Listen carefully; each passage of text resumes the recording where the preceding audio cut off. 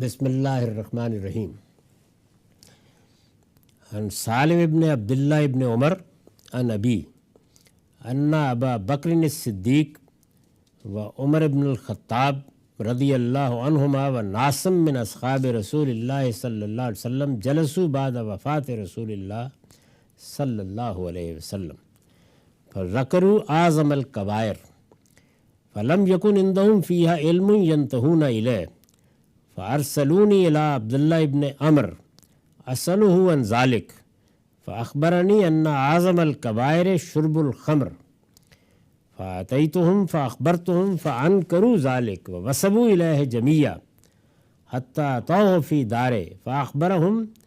ان رسول اللہ صلی اللہ علیہ وسلم قال ان ملکا من ملوک بنی اسرائیل اخذ رجل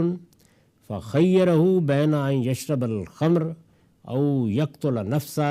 او یزنی او یاکل لحم الخنزیر او یقتلوہ ان ابا فاختار ان یشرب الخمر وانہ لما شربها لم یمتنع من شیء ارادوا منہ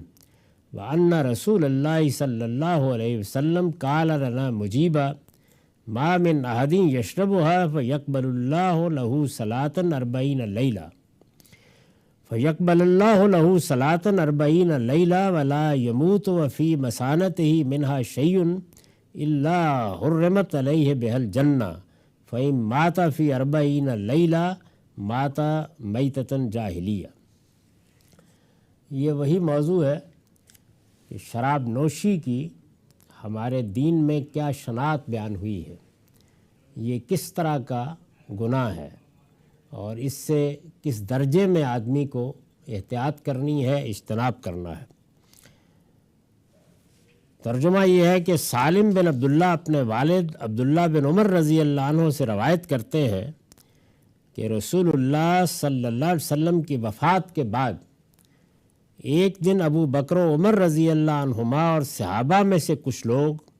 ایک مجلس میں بیٹھے ہوئے تھے اور اس موضوع پر گفتگو کر رہے تھے کہ سب سے بڑا گناہ کون سا ہے۔ ظاہر ہے کہ صحابہ کرام میں جو علم کی مجالس ہیں ان میں اس طرح کی گفتگو ہوتی رہتی تھی۔ ان میں سے کسی کے پاس اس معاملے میں کوئی ایسا علم نہیں تھا کہ حتمی فیصلے کے لیے وہ اس کی مراجعت کر سکیں، یعنی رسالت میں آپ صلی اللہ علیہ وسلم نے کبھی کچھ فرمایا یا آپ نے کوئی توضیح کی اور کسی کے ذہن میں ہو، اس طرح کی کوئی چیز کسی کے ذہن میں نہیں تھی کہ اب کیسے فیصلہ ہو۔ گفتگو اس پر شروع ہو گئی کہ سب سے بڑا گناہ کون سا ہے۔ اس پر انہوں نے مجھے عبداللہ بن عمر بن عاص رضی اللہ عنہ کے پاس بھیجا۔ اب یہ دیکھ لیجئے کہ یہ کون صاحب ہیں جن کو بھیجا گیا۔ یہ سالم بن عبداللہ ہیں، یہ اپنے والد عبداللہ بن عمر سے روایت کر رہے ہیں۔ وہ بیان کر رہے ہیں کہ مجھے بھیجا گیا، انہوں نے مجھے عبداللہ بن عمر بن عاص رضی اللہ عنہ کے پاس بھیجا کہ میں اس موضوع کے بارے میں ان سے کچھ معلوم کروں۔ یہ بھی علماء صحابہ میں سے، جیسے عبداللہ بن عمر رضی اللہ عنہ ہیں، جس طرح سے عبداللہ بن مسعود رضی اللہ عنہ ہیں۔ ظاہر ہے کہ صحابہ کرام میں عام لوگ بھی تھے، وہ بھی تھے کہ جو بڑے لیڈر تھے، زعماء تھے، لیکن علم سے مناسبت بہت کم لوگوں کو ہوتی ہے، تو یہ علماء صحابہ میں سے تھے۔ اس پر انہوں نے مجھے عبداللہ بن عمر بن عاص رضی اللہ عنہ کے پاس بھیجا کہ میں اس موضوع کے بارے میں ان سے کچھ معلوم کروں۔ چنانچہ میں ان کے پاس گیا اور ان سے پوچھا تو انہوں نے مجھے بتایا کہ ان کے نزدیک سب سے بڑا گناہ شراب نوشی ہے۔ یہ چونکہ وہی بات چلا آ رہا ہے تو انہوں نے سب سے بڑا گناہ یہ بیان کیا کہ میرے نزدیک تو سب سے بڑا گناہ شراب نوشی ہے۔ میں نے یہ بات واپس آ کر ان حضرات کو بتائی تو انہوں نے مان کر نہیں دیا۔ سب نے کہا کہ بھئی یہ کیا بات ہوئی، یعنی شراب نوشی سب سے بڑا گناہ کیسے ہو سکتا ہے؟ اور سب کے سب عبداللہ بن عمر کی طرف لپکے اور ان کے گھر جا پہنچے۔ عبداللہ بن عمر رضی اللہ عنہ نے انہیں بتایا کہ نبی صلی اللہ علیہ وسلم نے ایک موقع پر فرمایا تھا کہ بنی اسرائیل کے ایک بادشاہ نے کسی شخص کو گرفتار کیا اور اس سے تقاضا کیا کہ اپنی جان بخشی کے لیے، یعنی بادشاہ سلامت ہے، کوئی غصہ آ گیا تو انہوں نے کہا کہ تمہاری جان بخشی ہوگی، لیکن وہ یا شراب پیے گا، یا ایک بچے کو قتل کرے گا، یا زنا کرے گا، یا خنزیر کا گوشت کھائے گا، اور اس نے اگر ان میں سے کوئی کام نہ کیا تو اسے قتل کر دیا جائے گا۔ یعنی گویا انتخاب ان گناہوں میں سے تھا، تم اس کا ارتکاب کرو ورنہ تمہیں مار دیا جائے گا، اور اس نے اگر ان میں سے کوئی کام نہ کیا تو اسے قتل کر دیا جائے گا۔ اس شخص نے بظاہر کمتر درجے کی برائی سمجھ کر شراب پینے کو اختیار کیا۔ اس نے کہا کہ بھئی کسی کو قتل کرنا، زنا کرنا، خنزیر کا گوشت کھانا، اس سے زیادہ اچھا ہے کہ میں شراب پی لیتا ہوں، چھوٹا گناہ ہے۔ اس شخص نے بظاہر کمتر درجے کی برائی سمجھ کر شراب پینے کو اختیار کیا، لیکن جب شراب پی تو اپنے آپ پر قابو نہ رکھ سکا، اور وہ سارے گناہ کر گزرا جو وہ لوگ اس سے کرانا چاہتے تھے۔ یعنی عادی ہو گیا نشے کا، اس کے بعد ایسا گناہوں میں پڑا کہ جن گناہوں سے بچنے کے لیے شراب کا انتخاب کیا تھا وہ سب گناہ کر بیٹھا۔ پھر مزید یہ کہ رسول اللہ صلی اللہ علیہ وسلم نے کسی سوال کا جواب دیتے ہوئے ہم سے کہا تھا کہ کوئی ایسا شخص نہیں ہے کہ شراب پیے اور اللہ اس کے باوجود 40 روز تک اس کی نماز قبول کرتا رہے، اور اس کے مثانے میں کوئی نشے کی چیز ہو اور وہ مر جائے تو اس پر جنت اسی بنا پر حرام نہ کر دی جائے۔ آپ نے فرمایا تھا کہ پھر اگر وہ 40ویں دن مر گیا تو اس کی موت جاہلیت پر ہوئی۔ تو یہ انہوں نے کچھ روایتیں سنائیں، ان میں سے بعض ہم پیچھے خود بھی سن چکے ہیں۔ انہوں نے یہ کہا کہ رسول اللہ صلی اللہ علیہ وسلم نے یہ باتیں مختلف موقعوں پر کہی تھیں، یہ واقعہ سنایا تھا، ان سے میں نے یہ نتیجہ نکالا ہے، یعنی یہ بات کہ یہ سب سے بڑا گناہ ہے، اس کو وہ اپنے اجتہاد یا اپنے فہم یا اپنے نتیجہ فکر کے طور پر بیان کر رہے ہیں۔ میں نے یہ نتیجہ نکالا ہے۔ اس پر میں نے لکھا ہے کہ یہ رسول اللہ صلی اللہ علیہ وسلم کے ارشادات، خاص کر اس بات سے جو آگے بیان ہوئی ہے کہ شراب پینے والا پھر اس کے نشے میں ہر گناہ کر گزرتا ہے، عبداللہ بن عمر رضی اللہ عنہ کا استنباط ہے، انفر کیا انہوں نے، ورنہ قرآن اس معاملے میں بالکل واضح ہے کہ سب سے بڑا گناہ شرک، اس کے بعد قتل اور اس کے بعد زنا ہے۔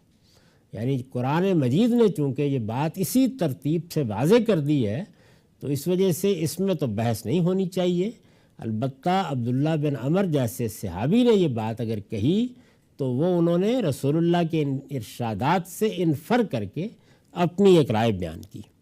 اسی طرح جو 10 بڑے گناہ قرآن میں مذکور ہیں ان میں بھی اللہ تعالیٰ نے شراب نوشی کو شامل نہیں فرمایا، تاہم ان کی بات اس پہلو سے یقیناً قابل لحاظ ہے کہ شراب فی الواقع ام الخبائث ہے، یعنی اس میں کوئی شک نہیں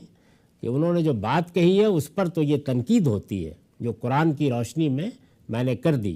لیکن یہ بات اپنی جگہ ٹھیک ہے کہ ہے یہ ام الخبائث، اور جس طرح کے پیچھے ایک روایت کے حواشی میں ہم نے بیان کیا ہے، اس کی لت پڑ جائے تو اس سے 10 گناہ جنم دے سکتے ہیں۔ یہ بات اپنی جگہ ٹھیک ہے، لیکن سب سے بڑا گناہ قرآن مجید کی روح سے شرک، اس کے بعد قتل اور اس کے بعد زنا ہے۔ یہ جو آخر میں ایک واقعہ سنایا گیا ہے بادشاہ کا، اس پر میں نے لکھا ہے کہ یہ من جملہ اسرائیلیات ہے، جو قصے عام طور پر لوگوں میں مشہور ہوتے ہیں، تو اسرائیلی لوگوں میں بھی، یہودیوں میں بھی بہت سے قصے مشہور تھے۔ اہل علم جانتے ہیں کہ اس طرح کے قصے جس طرح باقی قوموں میں بیان کیے جاتے ہیں اسی طرح عرب میں بھی بیان کیے جاتے تھے۔ نبی صلی اللہ علیہ وسلم کی طرف اس کی نسبت اگر صحیح ہے تو آپ نے بھی غالباً کسی موقع پر اس کو ایک قصے ہی کی حیثیت سے بیان کیا ہوگا۔ اس طرح کے قصے سبق آموزی کے لیے بیان کیے جاتے ہیں، یعنی یہ قصہ سنایا جاتا ہے، یہ کوئی حقیقی واقعہ ضروری نہیں ہے کہ ہو۔ بعض قصے، بعض روایتیں ایسی ہوتی ہیں کہ قوموں میں چل رہی ہوتی ہیں تاکہ اس سے لوگوں کو کچھ سبق دیا جائے۔ اس کی بہترین مثال سعدی شیرازی کی گلستان، بوستان اور اس نوعیت کی بعض دوسری کتابیں ہیں۔ انہیں حقیقت پر محمول نہیں کرنا چاہیے، یعنی یہ عبرت پذیری، سبق آموزی کے قصے ہوتے ہیں اور ہر قوم میں سنائے جاتے ہیں، تو یہ اسرائیلی قصہ ہے غالباً جو کسی موقع پر نبی صلی اللہ علیہ وسلم نے سنایا۔ یہ انہی ارشادات کا حوالہ ہے جس کی وضاحت ہم پیچھے اس باب کی روایتوں میں کر چکے ہیں، یعنی وہ ارشادات جو پیچھے ہیں کہ 40 دن تک یہ معاملہ ہوگا، اللہ توبہ اس طرح قبول کرے گا، اس درجے میں چلا جائے گا تو نہیں قبول کرے گا۔ تو ان کو سامنے رکھ کر انہوں نے ایک رائے قائم کی۔ بتانا صرف یہ مقصود تھا کہ دین میں بڑے گناہوں کی فہرست خود قرآن نے بیان کر دی ہے، اس لیے وہ تو حتمی ہے، لیکن یہاں جو بات بیان ہوئی ہے یہ ایک صحابی کا بیان ہے اور اس کے وجوہ یہ ہے۔ وآخر دعوانا الحمدللہ رب العالمین۔